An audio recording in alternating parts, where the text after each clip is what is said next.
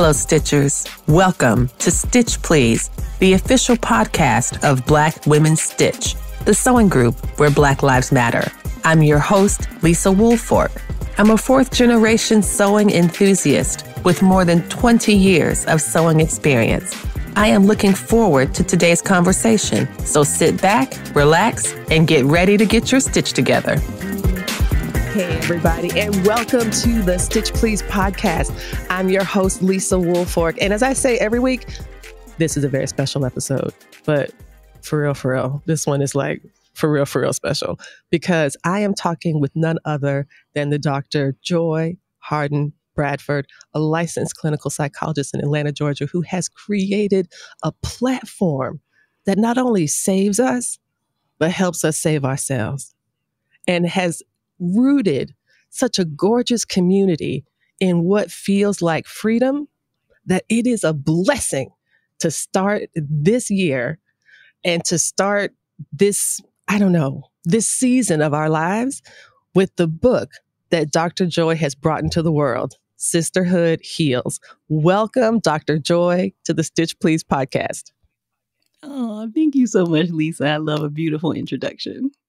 Well, it was easy to do because you have created something that is like a fountain. It's a book, but it's not a book to be read. It is a book to be savored. That even in preparing for the interview, I went back and it was like I was in graduate school again. I got all these tabs and underlines and highlights and questions and arrows. And it was because the book took me through a journey. And I wanted to start our conversation today with, in terms of formulating the book or the idea for the book, what was the first step for you in that journey? Mm-hmm. So, Lisa, I don't know if you've heard this story before, but Sisterhood Heals was actually designed to be an in-person experience. So the community had been asking for like an in-person activity, or like a conference kind of thing. And so we were planning to do that in 2020. And then, of course, we know what happened in 2020. Right. So we were hoping, so Sisterhood Heals was the name of what the event was going to be. And so, of course, after we were in the pandemic, I had a conversation with my literary agent about, well, what were you planning to cover that weekend? Like, what did you want that weekend to be about? And so through conversations with her, it actually became the outline for the book. It follows an outline of what I wanted to have happened that weekend, but not closely, right? Because clearly all that's in the book could not have been covered in a weekend, but it really kind of captures the spirit of what I would have liked to have happen in that in-person event, which is conversations about sisterhood, a celebration of who we are to one another, but also some gentle challenges about how we could be better to and for one another. I'm so glad you explained that because it helps me to better understand why the book feels so enveloping. My reading experience was one of feeling as if I was being held. There were so many points where you were able to direct our attention to how Black women and sisterhood itself became a necessary strategy. A necessary thing for our own, not just survival, but thriving. And you don't shy away from the difficult things. And I want to get to that in the course of this conversation. But I want to just look really quickly, y'all, on page XV, that's page 15 in the Roman numerals as part of a delightful introduction. I'm going to do a terrible job reading this because I am not Dr. Joy. But she talks about sisterhood as such a vibrant life force for Black women. It is sacred. And as such, it is important for us to pay attention to the things that make it difficult and do a better job of navigating those challenges so that it can continue to be what we need to get through the world together. And it's that even that one sentence just made me feel like I am in good hands. I knew that already, but there was something about that sentence. Can you talk a bit about how the transformation from you wanted this to be an event, but it also feels like it's such a beautiful, almost consolidation of the Therapy for Black Girls project as a whole. So can you talk just a bit about the angle of the whole project that you've created and how you're helping us to hold one another, both in accountability and love. Yeah. So I think, the book cannot be divorced from the time at which I wrote it, which was in the pandemic, right? And so, while sisterhood has been important and I do really feel like has been the foundation of all the things that we have done at Therapy for Black Girls, it feels like at the time I was writing the book, we were all kind of in a tizzy, right? Like we didn't really know what was happening. Everything felt really anxious. But even in that, there were so many beautiful examples of sisters stepping up for one another, right? So there were no shortage of, GoFundMes and people going to get medicine for sisters in their neighborhood and like doing Zoom daycare sessions with the kids in the neighborhood. Like just all of these ways that we already knew that Black women typically show up for one another, we were seeing in real time. And I think it became more magnified because at the same time, we were also seeing all these systems that I think maybe many of us thought would be there to save us. We realized that like we really are all we got, right? Like when we say like we all we got, I think the pandemic really showed us that in real time. And so the book really is, I think, I always say, an attempt to give language to that thing that I think often feels really hard to give language to that happens between Black women, right? Like we kind of know it, I think, in some ways, but it has often felt intangible and like really difficult to put into words. But I really felt like it was important for there to be words, right? Like as a psychologist, I know that this thing that happens with Black women is something that needs to be documented, that there needs to be some kind of theory, some kind of language, some kind of like, okay, if it's in a book, then I can point to this as actual and factual. And so the book really is an attempt to kind of give some grounding and to give some language to this thing that I think we often do so naturally, but also, again, an invitation to how we can lean more into sisterhood to be a healing space for us. I am so moved by this because in many ways, the story of Black Women Stitch is the story of Sisterhood Heals. It is the story of recovery from racial justice organizing and white supremacist terrorism and all of these things.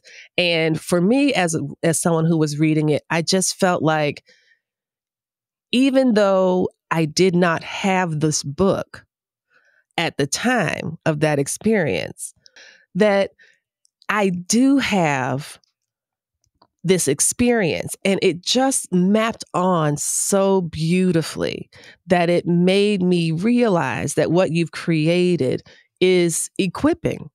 It is a resource. And so I thank you for, you talked just a bit about the citational practice. Someone needs to cite this book or someone needs to refer to it or whatever, but it also needs to exist as an affirmation and a guide and a sign of possibility. And that's another like really powerful element of this work. I wonder if we could talk a little bit about some of the ways that we can build community. I think that's something that a lot of people are very interested in. I consider Black Women Stitch a community, and trying to, to cultivate this and to grow and to develop events and to do all these other elements. How do you advise folks who are looking to find community to help to build it, to help ask the questions, to find folks of common interest? Yeah, I mean, if there's something around you, then I definitely would encourage you to activate what's already there, because I think sometimes we make the mistake of like going out to look for something that is already kind of around. So I typically encourage people to look at the foreground of their lives, because there could be people already in the foreground that with a little bit of work you could bring to look in the background to bring them to the foreground, right? So maybe there's a mom that you see in the carpool line, or there's somebody who sits next to you in yoga, right? Like, can you take the step to say like, hey, can we grab a smoothie after class? Or, hey, do you want to get breakfast after we drop the kids off, right? Like sometimes it requires us to take some steps that we may feel a little uncomfortable about, right? Because nobody wants to be rejected. But if you want to get something different, then sometimes you have to make different choices. So I definitely would encourage that. But I also think that social media is just a beautiful way to like tap into the things that you're interested in, right? So just like you have Black Women Stitch, I mean, like I have Therapy for Black Girls. Like there's so many communities and things that Black women have created and kind of offered to us that anything that you are interested in, you are likely able to find a Black woman who has started some kind of community or some kind of thing for other people who like those things to also be a part of. And so just spending a little bit of time searching on Instagram through hashtags and stuff like that, or Facebook groups, can be a great way for you to kind of just meet other people that are interested in the kinds of things that you are. I love that. I think that is so rich. And it also lets us to kind of look around, like you said, where we are, the things we're already doing, and look in a different direction. It doesn't require like a radical life revamp in order to do these things. You do such a wonderful job of setting up scenarios that allow us to think about, what would I do? And this is a question that came up because as I was reading, there was a group of friends and they were very much team no new friend. And then a new friend brought one of their friends around. And then like the woman was like, I don't know if I even want to go around with these people because why she got to come? I don't even know her like that. And da, da, da, da, da. I love how you don't shy away from these problems because it feels like if you have problems in your relationships or in your friendships, your relationships are broken or wrong. What does it mean to help us see and identify these troubles and how to develop ways through them? Yeah, Lisa, I think that we are far too quick to kind of like cut people off, or like you said, to think that if anything's trouble, that means this relationship is not worth it, right? But the truth of it is that we are all human. We're not robots. As magical as Black girls are, we're not actually superhuman, Amen. right? And so that means we're bringing all of our baggage, all of our stuff, all of our history. We're bringing all of that to our relationships with one another. And I think that we could do a better job of offering grace to one another and not shying away from the difficult conversations. Like the first sign of trouble does not mean that the relationship needs to end. It may just be an opportunity for you to say like, ouch, this thing hurt. And can we talk about it? Right. So that example of, no new friends and like somebody works with somebody and they're like, oh, I think my girls would love you. I'll bring you to happy hour.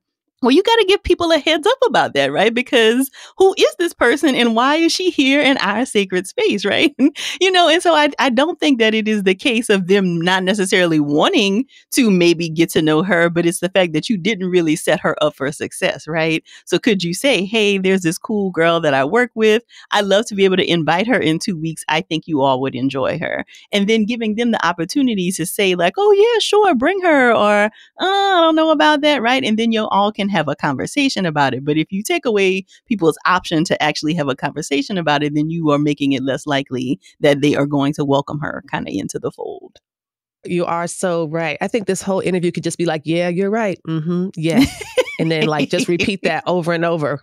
I don't have to say any other, no transitions necessary. The answer is always Dr. Joyce, obviously right. Gosh. But I think it's the discomfort and the idea that when you talk about sacred and thinking of sisterhood as sacred, there are some ways that some want a sacred experience that is also trouble-free. And that sacred doesn't necessarily mean that. How does the sanctity or the sacredness of a sisterly space accommodate challenge or difficulty or expansion or contraction? Like, how does that show up and maintain that sacredness? Because it seems as though it's made sacred by the people who are participating. It doesn't just exist sacredness by itself. So I would love to hear more about that.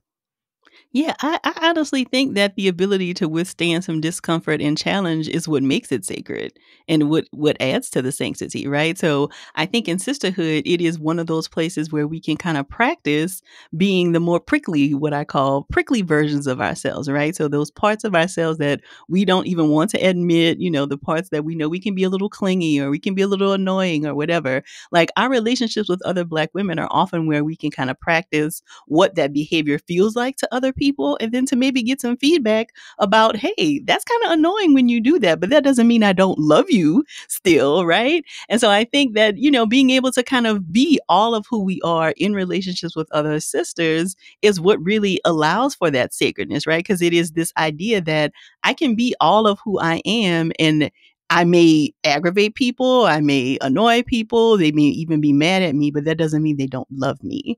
And so I think that it's a good sign when there's conflict, right? That means that people are invested enough to disagree with you, right? If it is only a situation where you're always agreeing and everything is, hunky dory, so to speak, then is there really space for growth in that kind of a relationship?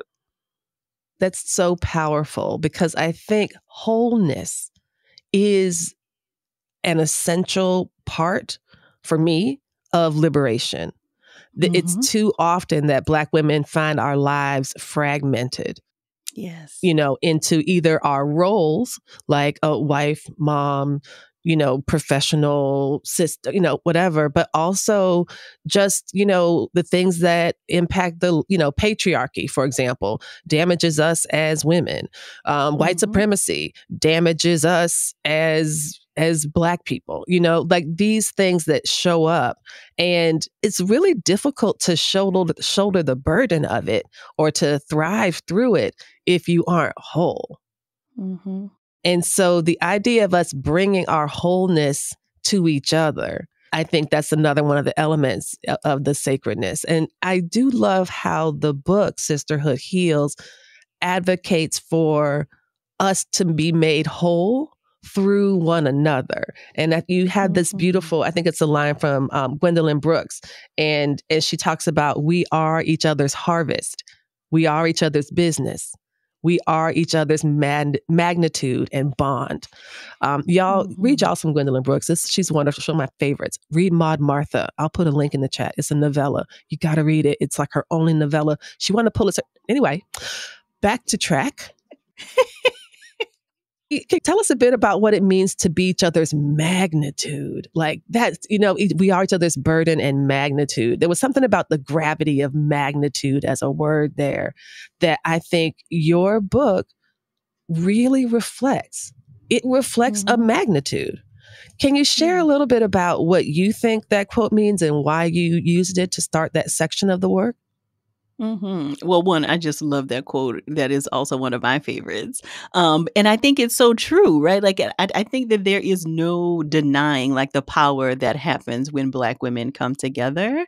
And so this idea that we kind of need to operate in silos and like, okay, you do your stuff over there and I do my stuff over here. Like, we don't get anywhere further if we are not actually invested in each other's health, each other's wellness, each other's lives. And we know that we go further together. And so this idea that, we need to be separate and like not actually kind of involving ourselves with each other, I think is not accurate. And we know that that is not historically how we have survived, right? Like there is a reason there is such a rich history of Black women's relationships with one another. And I don't think that if it's not broke, then we don't need to fix it, right? And so how can we continue with this rich history of really being able to show up with one another, show up for one another, especially again in light of the all these systems that are not actually working in our favors, right? Like there is just so much work left to be done, so much care that needs to be given, and I think that we are the only ones in a lot of ways who are equipped to be able to do that with and for one another.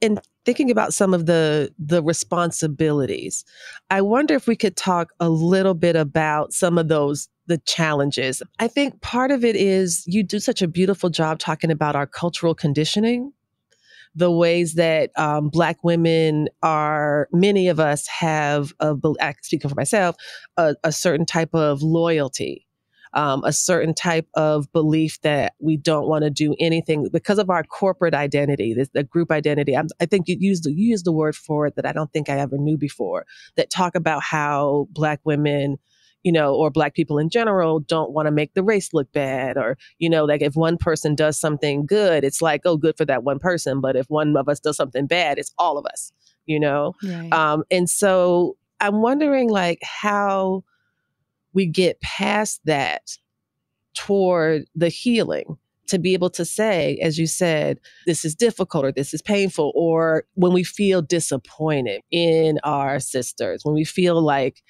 you're not someone who's interested in community. You think of community as a commodity. And, now, like you had that wonderful story about that poor woman who had really loved this woman, this sister, and admired her work, and just had some questions about her 99.99 program that she was selling, and the lady went off on her and then took her post as an example. And this why y'all ain't gonna never make no money, because you don't want to pay nothing, like, okay, girl, now I'm really glad I paused on that. But sometimes we get disappointed. How do you advise us to kind of go through that or to manage that? Yeah, so I think we have to first be okay with like honoring the disappointment, right? Because I think what often happens is that we feel these feelings that feel shameful, right? Like, oh, I shouldn't feel that way about another Black woman. But it's okay. Like, feelings are just information, right? So it's okay to feel however you're feeling. What really is the issue, though, is then what do you do with those feelings, right? So we can allow for space to be disappointed and to check in with ourselves, I think, about what's actually coming up for me in this moment, right? Because when we see these kinds of reactions that are disproportionate to the thing that has happened, usually there's an indication that something else is going on. And I think we can only get to that if we are quiet and still and actually sit down with ourselves to say, why am I disappointed here? And then what can I do about it, right? So I typically think that like social media posts and like going public with these kinds of things are typically not at least the first response, because you probably have not sat down with yourself long enough to kind of work through whatever is happening. But going to your trusted group chat or talking with a therapist about it, about what is coming up for you, can actually help you to kind of figure out, okay, what needs to be happening here. And I think on the other side, if you are somebody who has seen community as a commodity, I think you also need to check yourself to kind of think about how you are weaponizing this thing that we know Black women readily and loyally kind of give, right? Like, we will ride until the wheels fall off for a Black woman's business. But does that mean then, as the business owner, you get to discard this community when they are of no use to you anymore, right? Like, I think as a Black woman who is building a business that is like catering to Black women, you do have a different code of ethics. I think that you just do, because you can't want to use community when it is in your advantage and then want to kind of discard the community when they try to hold you accountable. It's like you can't have both. So either make a product that everybody can use, and if the Black girls get on, then fine, but don't use us as a way to kind of build your business and then say like, okay, I've made my millions now, like I'm off to the next thing. Like, I think you do have a different level of responsibility when you are building a business that caters specifically to Black people.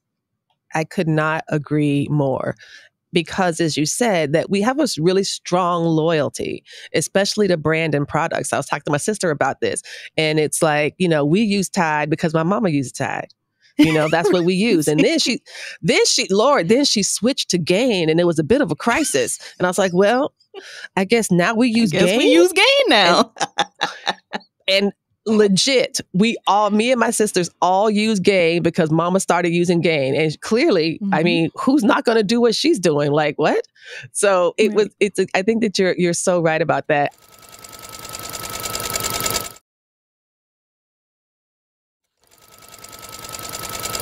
I wanted to pivot to talk a bit about creative liberation. And this brings us back to some of the sewing and crafts elements. And as quiet as it's kept, you did sew something. You have sewn. I'd love to know more if you have a sewing. I would love to know Dr. Joy's sewing story. This is, I'm sure, what everybody's really excited for is, yes, she wrote this really great book. It's bestseller. It's amazing. It'll change your life. But do you sew, though? That's what they're going to be asking. So I did vet her beforehand, friends. She did make a skirt in middle school or a tote bag or something. So she's got some bona fides. But tell us about your sewing story, such as it is. You're among friends. It's a safe space. We tapped into this when you were a guest on Therapy for Black Girls, but your story really reminded me of taking home economics in high school. So in 9th grade, we had home economics, and one of the units was sewing. And so we made this pair of boxer shorts that I think probably fell apart, within like 3 washes. But it was enough for me to be able to like stitch enough so that I remember my dad had a hole in a t-shirt or whatever, and I stitched it up with like green thread on a white t-shirt, which was hilarious. But one of my fondest memories of sewing is not necessarily my own. It is my grandmother's. So I remember, I'm from Louisiana. I talk about that all throughout the book. The men in my family are historically welders. And so, I remember many Oh. nights, my grandmother up patching up my uncle's jeans because they had been on the ship or whatever and had gotten a hole in the jeans. And so she would always be doing all this stitching and patching up jeans. And so I do come from a family of people who have done some sewing. And I remember my mom made me my favorite Halloween costume, maybe in third or fourth grade. It was a Raggedy Ann costume that I loved Oh so my much. gosh.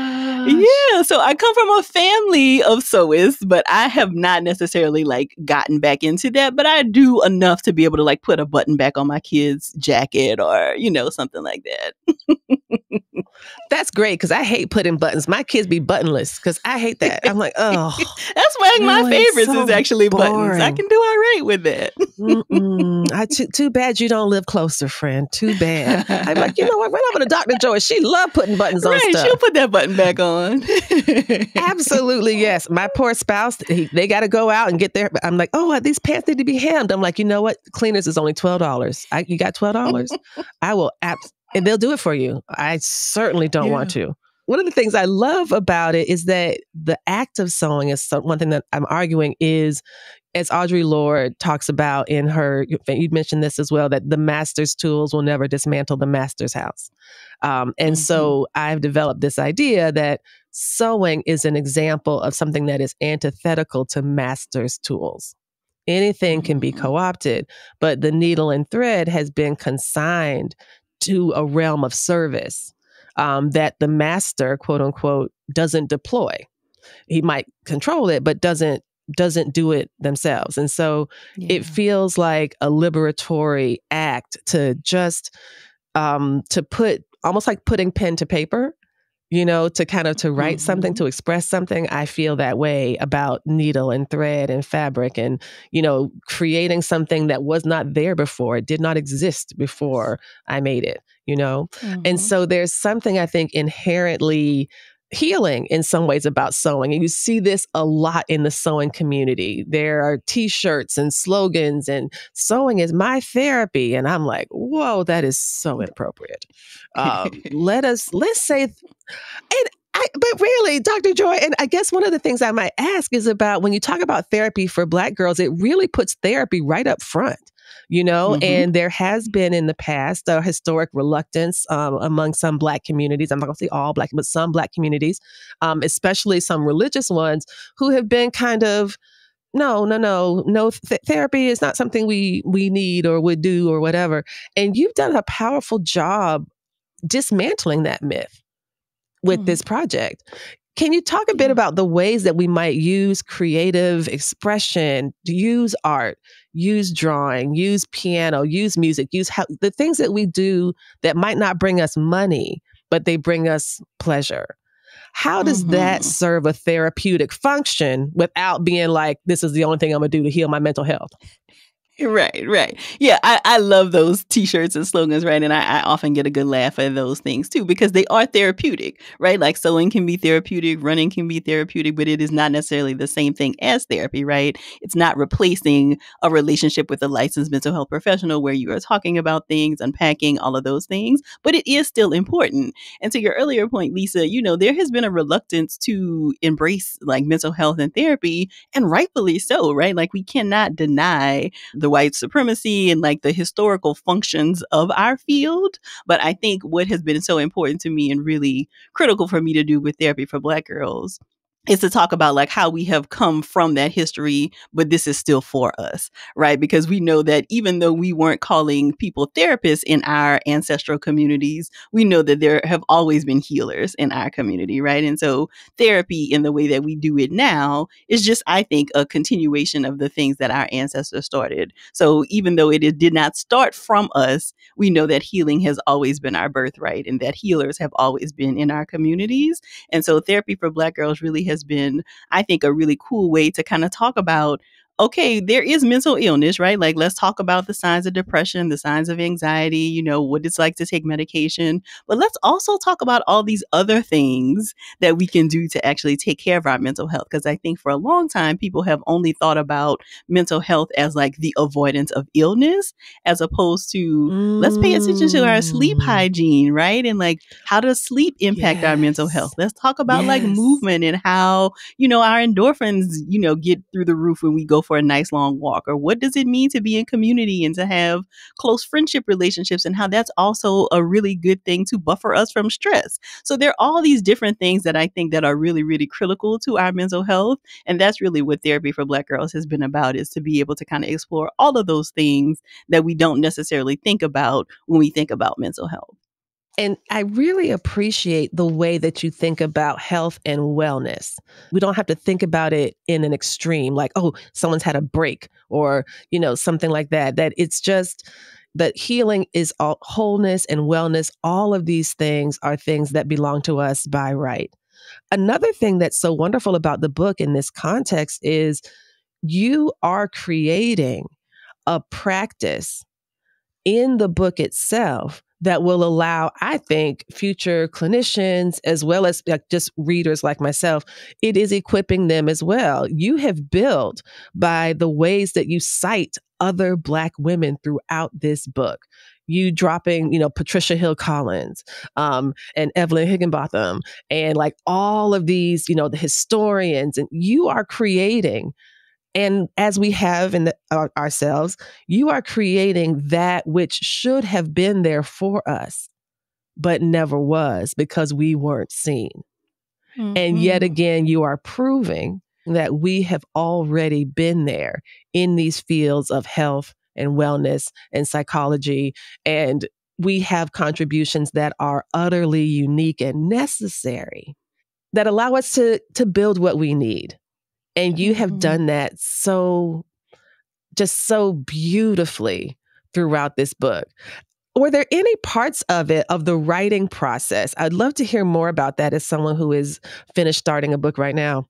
What are some of the parts that were challenging for you? Did you ever so you seem to have had an already really robust outline because you had this event that was going to happen. So you were able to kind of have that be like a scaffold and build things around it.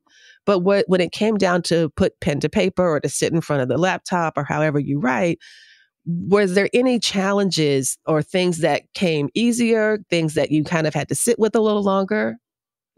Honestly, Lisa, the whole process was really difficult just because it was a new thing, right? Like I kept trying to equate it to writing my dissertation, which was the only framework I had for like writing something of this magnitude. And it clearly is very different from a dissertation because your dissertation isn't necessarily meant to be like entertaining and like enjoyable. Right. It's like, it's research, exactly. Right? It's gonna, 5 people are going to read that. Yeah, exactly. The people on your committee and maybe your mom and them, like, a grand total of 7.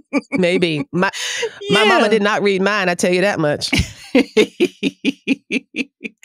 so it was really a difficult process because I was trying to do something very new.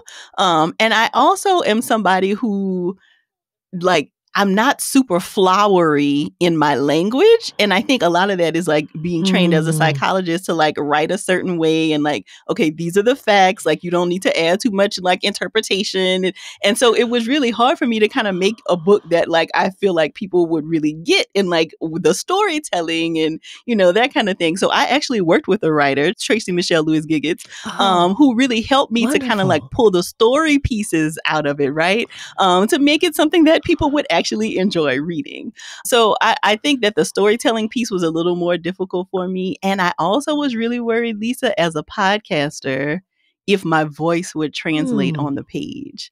So, I think that people have an expectation of like who Dr. Joy is when they hear me on the mic or like if I'm doing a speaking engagement, right? Like I think that there is a warmth that I convey. And I was really worried that that would not translate on the page. And so it is always such a pleasure to get feedback from readers that they do feel like it translated. Because that probably was my biggest worry, was that like, I wouldn't get the tone right and like it would feel too scholarly, or people would be like, oh, this doesn't sound like Dr. Joy.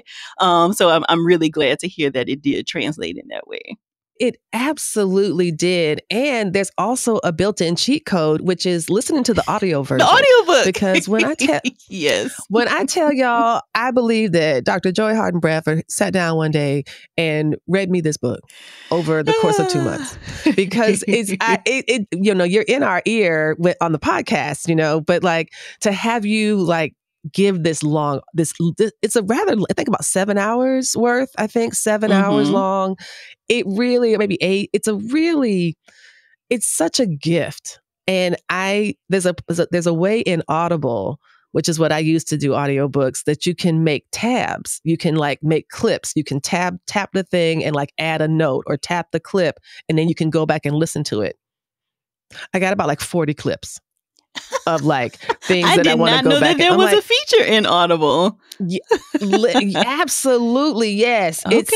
It's like I'm absolutely going to show you, because I'm a fangirl. Because like I was looking, because you can go back and look at all your bookmarks and you can manage your clips, and it has these little. I've got like. Oh, wow. All of these things that it's like, oh yeah, that's a good one. I might ask about that. Like, I don't think I ask about any of them. I'm going to have to call you on the phone. But the thing I was excited about was indeed, like, it really is feeling like we have you with us, and the warmth, the joy, the happiness in your voice, all of that translated, I think, incredibly well to the page. And the audio is just such another version of that. Throughout writing the book, what did you learn? Do you have some key learnings that you've gotten either from finishing the book, turning it in, saying, okay, I released this now, I've done it, or key learnings from getting feedback from readers and listeners that's giving you something that you really cherish? I will say the key feedback, or the key piece of, learning that I've gotten from finishing the book was that I can actually do hard things.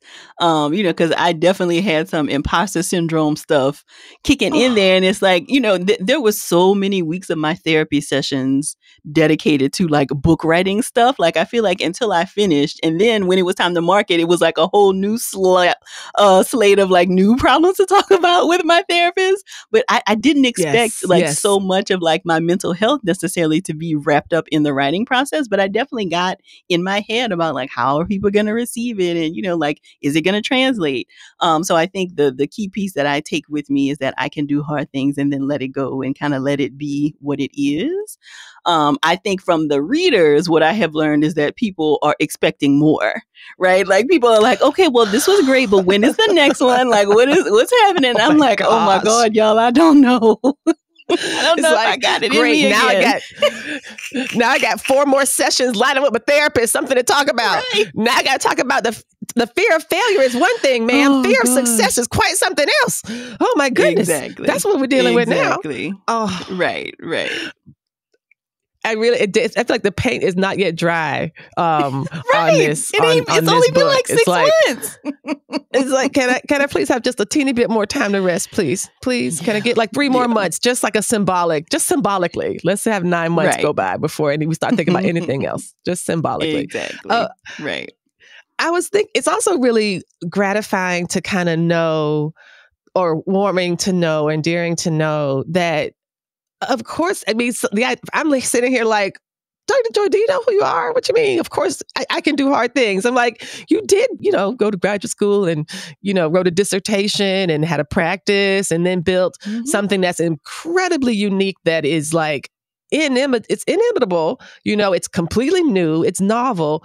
And I say inimitable because it's unique, but I think you also want people to be able to build these kind of things. I remember one of your episodes where a person was working on yoga and did a lot of like yoga events, and they were and it just felt like you are encouraging us to do hard things all the time, whether that's call that friend, or maybe don't call that friend, or, you are always encouraging us to do hard things. So the idea that you are somehow like, this is hard. For me, that's like a big takeaway. Like, Dr. Joy be struggling with stuff? What you talking about? Absolutely, all the time. What?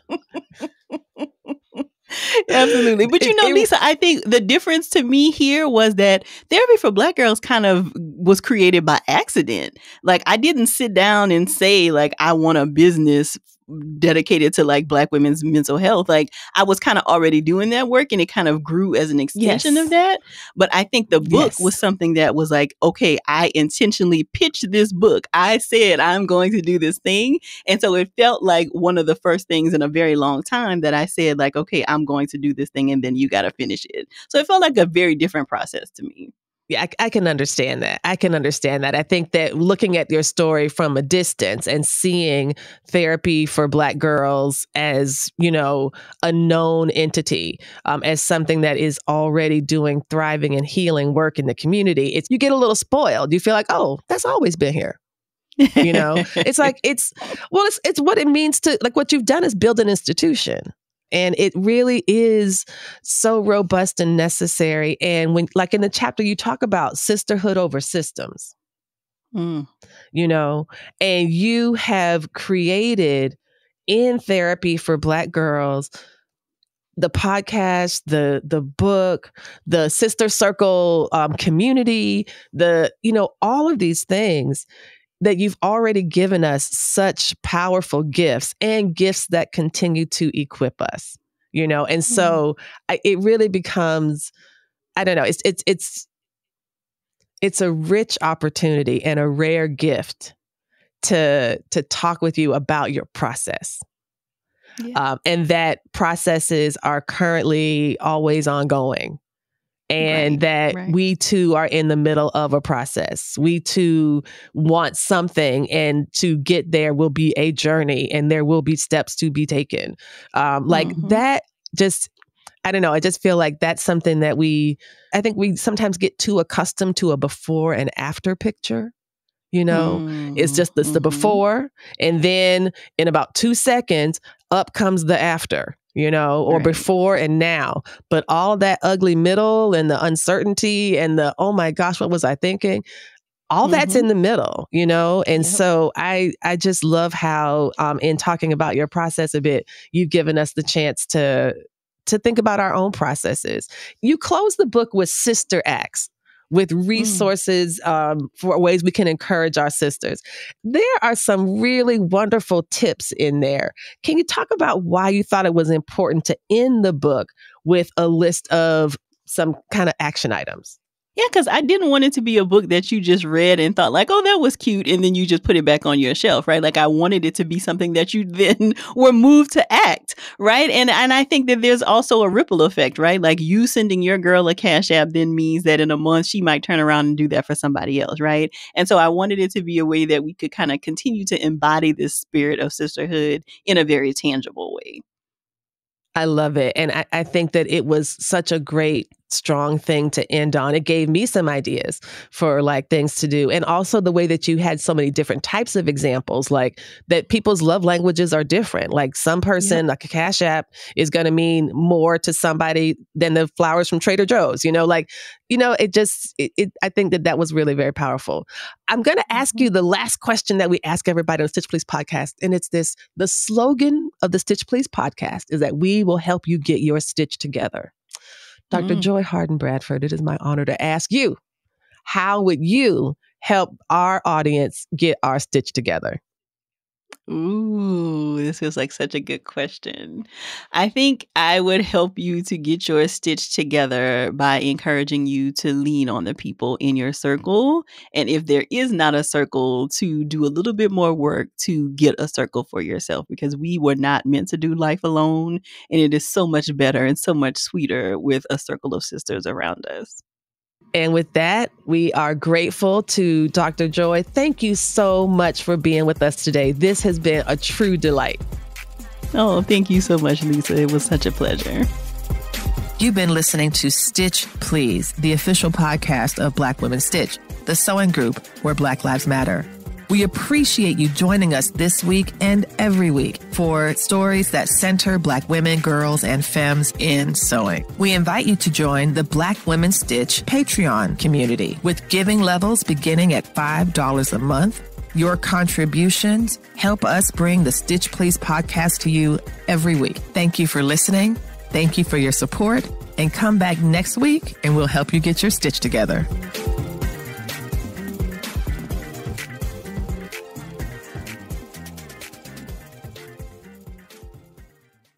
Hey friends, hey, I know you're enjoying the audio version of Stitch Please, and thanks so much for listening. But you're missing out on all the great stuff going on behind the scenes. That's why I'm inviting you to join our Black Women Stitch Patreon. For as little as $5 a month, you can see all the video versions of the podcast. Plus, you get some amazing swatch cards. You know how much I love these swatch cards. Look, see how cool these are? Oh wait, you can't see them because you are not yet on the Patreon. So when you join the Patreon, you'll be able to see this, me showing you these amazing cards. We also have some great perks at the other tiers, like discounts, swag, office hours, and more. Don't be the last sewist in the group now.